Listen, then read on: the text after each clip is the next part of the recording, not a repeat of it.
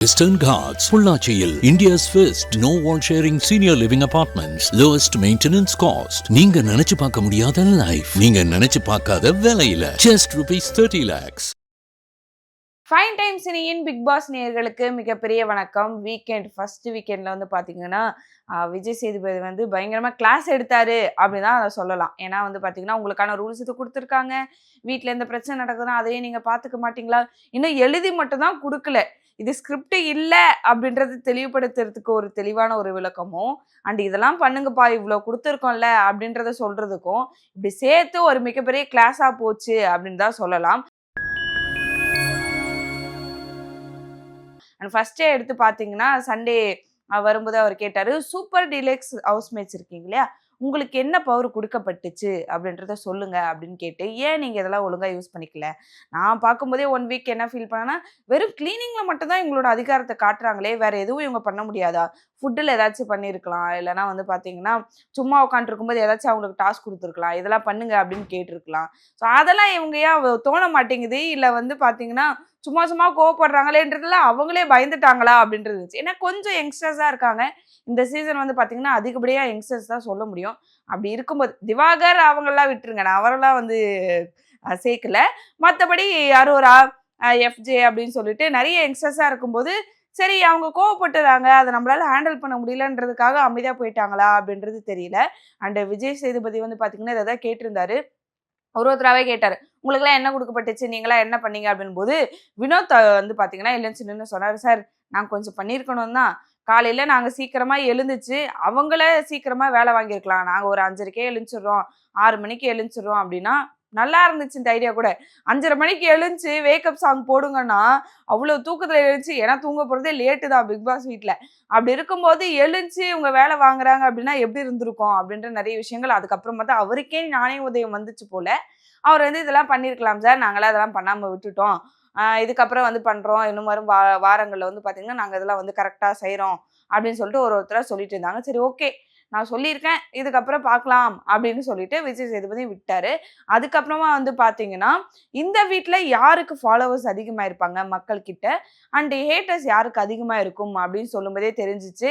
எல்லாரும் கண்டிப்பாக சொல்லியிருப்பீங்க, நீங்களும் மைண்டில் நினச்சிருப்பீங்க கண்டிப்பாக அது வந்து பாருவாக தான் இருக்கும் அப்படின்னு சொல்லிட்டு.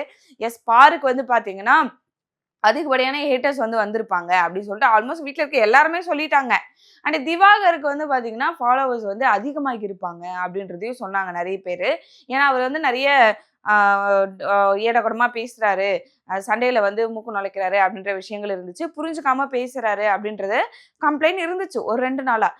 அதுக்கப்புறமா சொல்கிறவங்களே சொன்னாங்கன்னா இல்லை அவர் இப்போலாம் வந்து புரிஞ்சுக்கிறாரு, நம்ம சொல்கிறத கேட்டுட்டு அதுக்கப்புறமா அவர் பேசுகிறாரு, ஸோ மாற்றங்கள் இருக்குது, அதனால அவருக்கு ஃபாலோவர்ஸ் அதிகமாக இருக்கும். அண்டு நடிப்பு அரக்கன் அந்த டாஸ்க் மூலமாகவே எல்லாருக்கும் தெரியும், என்னப்பா ஒருவேளை இவரை இன்டர்வியூஸ் எடுத்ததோ இல்லைனா இவரை படங்களில் வச்சதோ எல்லாமே தப்பா இவரை ஹேண்டில் பண்ணிட்டாங்களா அப்படின்றது ஆடியன்ஸ்க்கு சில டவுட் வந்துச்சு. ஏன்னா அந்த நடிப்பு அரக்கன் அந்த டாஸ்க் வந்து பார்த்தீங்கன்னா பயங்கரமாக பண்ணியிருந்தாரு, அவர் சொல்லி கொடுத்ததோட நல்லா சொல்லி கொடுத்துருந்தாரு, பயங்கரமாக டயலாக்லாம் ஞாபகம் வச்சு அதை சொல்லி கொடுக்கறது, அதுக்காக இவரே நின்று பார்வதி கிட்ட இருந்து எத்துலாம் வாங்கினது, அது எல்லாமே இவ்வளோ சின்சியராக இருக்கிற மனுஷனே சரியாக ஹேண்டில் பண்ணலையோ அப்படின்ற ஒரு டவுட் இருந்துச்சு. அண்ட் அது மூலமாகவே இவருக்கு ஃபாலோவர்ஸ் அதிகமாக இருக்கலாம் அப்படின்னு நிறைய பேர் சொன்னாங்க.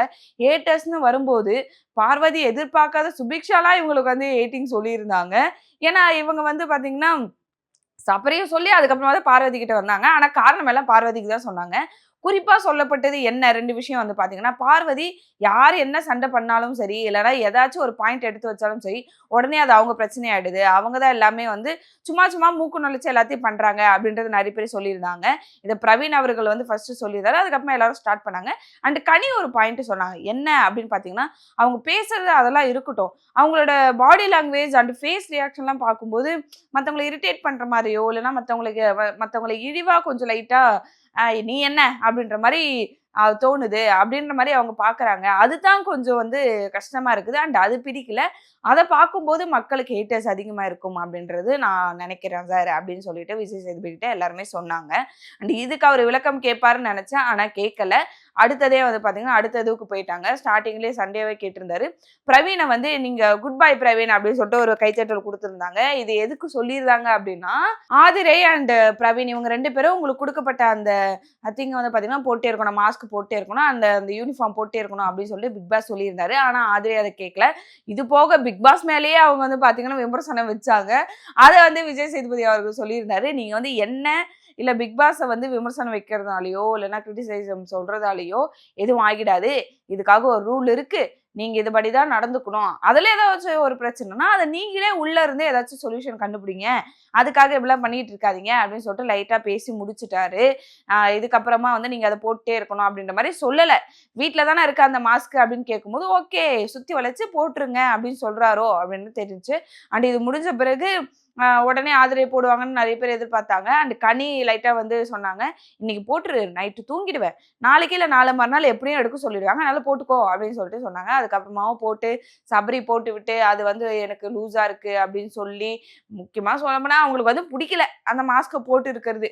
என்னப்பா என் ஃபேஸையே மறைச்சிட்டீங்களே, இப்படி எப்படி, நான் டாஸ்க்காக சும்மா சொன்னேன், அதுக்காக போட்டே இருக்க முடியுமா, மூஞ்சே வரைஞ்சு போச்சுன்னா எப்படி பிக் பாஸ் வீட்டில் அப்படின்ற ஒரு கவலையில அவங்க இருப்பாங்க போல. அப்படியே வெளியில வந்து பாத்தீங்கன்னா இந்த குட்டையை களைச்சு விடுற ஆட்கள் இருக்காங்க இல்லையா, யாருன்னு சொல்லும் போதே தெரிஞ்சிருக்கும். நம்ம பாருவோட தலைமையில கலையரசன் அண்ட் திவாகர் இவங்க எல்லாம் கூடி பேசிட்டு இருக்காங்க.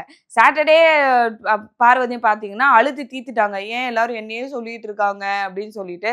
ஆனா சண்டே வந்து பாத்தீங்கன்னா நீ என்ன வேணாலும் சொல்லு, என்ன எப்படி நீ சொல்ல முடியும், நான் வந்து கரெக்டா இருக்கிறேன், அதனாலதான் வந்து என் மேல வந்து எல்லாரும் கிரிட்டிசிசம் வைக்கிறாங்க அப்படின்னு சொல்லிட்டு பார்வதி கொஞ்சம் மாறிட்டாங்க மைண்ட் செட். இதுக்கப்புறமா ரணகலமா ஒரு பத்திரகாளி மாதிரி ஆட போறாங்க அப்படின்றது எதிர்பார்க்கலாம். அண்ட் கலையரசன் சொல்லியிருந்தாரு, நான் போக மாட்டேன்னு தெரியும்க்கா, இதை சொல்ல மறந்துட்ட பாருங்க, பிக் பாஸ்னாவே எல்லா குழப்பம் தானே. இதுல வந்து பாத்தீங்கன்னா இந்த வாரம் எவிக்ட் ஆனது பிரவீன் காந்தி சார். அவர் தான் வந்து எவிக்ஷன்ல வெளியில போனாரு.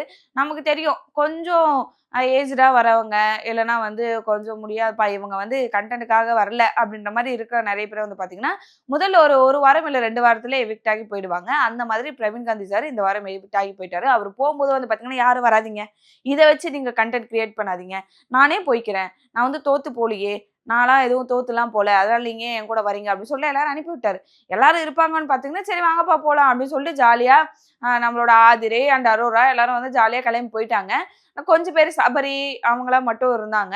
அண்ட் அவருமே நீங்களா இருக்காதீங்க போங்க அப்படின்னு சொல்லிட்டாரு. பிக் பாஸ் அந்த பேட்சை போட்டு நீங்க கிளம்பி வாங்க அப்படின்னு சொல்லிட்டு வெளில வர வச்சுட்டாரு. நான் இங்க தான் இருப்பேன், நான்ன்றதுல மிகப்பெரிய ஒரு கன்ஃபியூஷனான நிறைய விஷயங்கள் அவர் சொல்லிட்டு போனாரு. அது உங்களுக்கு புரிஞ்சிருந்துச்சு அப்படின்னா நீங்க கமெண்ட்ல சொல்லிடுங்க. அண்ட் அதுக்கப்புறமா வந்து பாத்தீங்கன்னா இந்த எவிக்ஷன் முடிஞ்ச பிறகு பாருவோட தலைமையில் இருக்கக்கூடிய அந்த குட்டக்கலைக்கு ஃப்ரெண்ட்ஸ் இருப்பாங்க இல்லையா, முட்டைக்கலைக்கு மாதிரி, அவங்களா நின்று பேசிட்டு இருந்தாங்க. அதுல கலையரசன் சொன்னாரு, நான் போக மாட்டேன்னு எனக்கு தெரியும்க்கா, நான் கான்ஃபிடென்டா தான் இருந்தேன், ஏன்னா நான் இப்போ வந்து கலைக்காக வந்திருக்கேன் இல்லையா, கலையரசன் கலைக்காக வந்திருக்கேன், நாட்டுப்புற கலைக்காக வந்திருக்கேன் அப்படின்போது மக்கள் என்னை வந்து காப்பாற்றுவாங்கன்னு தான் நினைச்சேன். அண்ட் என் ஒய்ஃப் இருக்கா இல்லையா, அவ எனக்காக வந்து பாத்தீங்கன்னா ஓட்டு கேட்டுட்டு இருப்பா, கண்டிப்பா அதை பார்த்து எல்லாருமே எனக்கு ஓட் பண்ணியிருப்பாங்க அப்படின்னு சொல்லிட்டு பெருமை சொன்னாரு. அண்டு திவாகர கிட்ட வந்து பார்வதி இவங்களாம் பேசிட்டு இருந்தாங்க. அவர் என்ன போகும்போது எவிக்டாகி வெளில போறாரு, யாருக்குமே பாய் கூட சொல்லாம போயிட்டாரு அப்படின்னு கேட்கும்போது, அவர் 5 படம் நடிச்சிருக்காரு இல்லையா, அவர் பெரிய ஆள் இல்லையா, அவர் அப்படிதான் இருப்பாரு. அண்டு ரொம்ப ஸ்ட்ராங்கா இருக்காரு, நான்லாம் போகும்போது ஸ்ட்ராங்கா இருப்பப்பா, நான் ரொம்ப ஸ்ட்ராங்கான ஆள் இல்லை, அதனால நான் வந்து அதெல்லாம் எதுவும் பார்க்க மாட்டேன், அவரு கொஞ்சம் ஃபீல் பண்ணியிருப்பாரு போல அப்படின்னு சொல்லிட்டு திவாகர் அந்த பக்கம் ஒரு பெருமை பேசினது. அண்ட் சாட்டர்டே ஃபுல்லாவே பார்வதி வந்து பெருமை தான் பேசிட்டு இருந்தாங்க. இவங்க 3 பேரும் சேர்ந்துதான் பிக் பாஸ் வீட்டுல மிகப்பெரிய சண்டைகளா இருக்கட்டும், பிரச்சனைகளா இருக்கட்டும், வாக்குவாதமா இருக்கட்டும், எதுவா இருந்தாலும் இவங்க 3 பேர் தலைமையில தான் வரும் அப்படின்றது இனி வர வாரங்களே எதிர்பார்த்தாதான் நம்ம தெரியும். இதுக்கு எல்லாத்துக்கும் ஒரு பிள்ளையார் சொல்லி போடுற மாதிரி இதெல்லாம் முடிஞ்ச பிறகு நைட்டு சாப்பிட வந்தாங்க. அப்ப சபரி சொன்னாரு, சாப்பாடு கம்மியா இருக்கு, ஆஃப்டர்நூன் நிறைய பேர் கிடைக்கல, அதனால நம்ம கப்ல போடலாம், ஆளுக்கு ஒரு கப் அப்படின்ற மாதிரி ஒரு பவுல்ல வச்சு போட்டுக்கலாம் அப்படின்னு வரும்போது பார்வதி சாப்பிட வராங்க. அவங்களுக்கு அது இந்த மாதிரி பவுல்ல போடுறது பிடிக்கல. இல்லை நீ சாப்பாடு கொடுத்து நான் வாங்கணுமா, நான் அதெல்லாம் வாங்க முடியாது அப்படின்ற மாதிரி அவங்க வர தோனிலே தெரிஞ்சிச்சு. அவங்க சொன்னாங்க, இல்லை இல்லை வேண்டாம், நான் கொஞ்சமாக தான் எடுத்துப்பேன், நல்லா நானே எடுத்துக்கிறேன் அப்படின்னு சொல்லிட்டு அவங்க எடுத்தது என்னமோ கொஞ்சம் தான், ஆனால் ஒரு சிஸ்டம்ல வச்சு ஃபாலோ பண்றாங்க. இதுல என்ன அப்படின்னு பாத்தீங்கன்னா சபரி சொல்லும் போதே தெரியுது, ஆஃப்டர்நூன் அவங்களுக்கு தான் சாப்பாடு இல்லாம போச்சு. ஸோ நமக்கு சாப்பாடு இல்லாம போயிடுச்சு, இதுக்கப்புறம் அப்படி நடக்கக்கூடாது அப்படின்னா என்ன பண்ணுவாங்க, ஓகே இந்த சிஸ்டம் வந்து நம்ம ஃபாலோ பண்ணலாம், அது சரியா இருக்கும், நம்மள மாதிரி இன்னொருத்தர் கஷ்டப்படக்கூடாது அப்படின்னு தான் நினைப்போம். ஆனா பாரு வந்து இல்ல இல்ல நான் தனியா போட்டு போய்க்கிறேன் அப்படின்னு இவங்க சொன்னதும் நடுவில் வந்து பாத்தீங்கன்னா திவாகர் வந்துட்டாரு. ஏன்பா இப்படிலாம் இது பண்றீங்க, சாப்பிடும்போது நீங்க ஒன்னா சேர்ந்து ஏன் ஒரு பொண்ணை வந்து டார்கெட் பண்றீங்க, அப்படிலாம் பண்ணாதீங்க, ஒருத்தவங்களை இப்படி சாப்பிட விடாம ஆக்காதீங்க அப்படின்னு சொல்லும்போது கேமராவை திருப்பிடா அப்படின்ற மாதிரி முதல்வர் படத்துல வர மாதிரி திருப்புறாங்க. பார்வதி உட்காந்து சாப்பிட்டுட்டு இருக்காங்க. இவன் போட்டு நான் வாங்கணுமா, என்னது இது அப்படின்ற மாதிரி அதுக்கப்புறமா வந்து பாத்தீங்கன்னா உடனே சபரி கொதிச்சிட்டாரு. என்னன்னா நீங்க அவங்களுக்காகனா நடுவுல வந்துறீங்க, உங்க மேல ஏதாச்சும் பிரச்சனையாச்சா? இல்ல நீங்க ஏன் வரீங்க அப்படின்னு சொல்லிட்டு அவரும் ஒரு வாக்குவாதம் ஆயிடுச்சு. இவ்வளவுதான் நேத்து சண்டே வந்து முடிஞ்சுச்சு. ஆனா இருந்தாலும் இதோட கண்டினியூஷனா இன்னைக்கு வந்த 2 ப்ரோமோல என்ன அப்படின்னு பாத்தீங்கன்னா, பாருவும் திவாகரும் சூப்பர் டீலக்ஸ் வீடுக்கு மாறிட்டாங்க. அதுல வந்த ப்ரோமோலே தெரிஞ்சுச்சு. பாரு வந்து பாத்தீங்கன்னா ஒரு அந்த கிச்சன் டெஸ்க் மேல ஏறி உட்காந்துக்கிட்டு நான் இங்க தான் இருப்பேன் அப்படின்னு சொல்லிட்டு கனி வந்து பயங்கரமா அவங்கள விளாசி விட்டுறாங்க. உங்ககிட்ட பேச முடியாது. அறிவு இருக்கிறவங்களுக்கு பேசுறது உள்ள இறங்கும், அறிவு இல்லாதவங்களுக்கு எப்படி இறங்கும்? உங்ககிட்ட பேசுறதுலாம் செவர்கிட்ட பேசுற மாதிரி அப்படின்னு சொல்லிட்டு கனி படபடன்னு வெடிச்சு விட்டுறாங்க.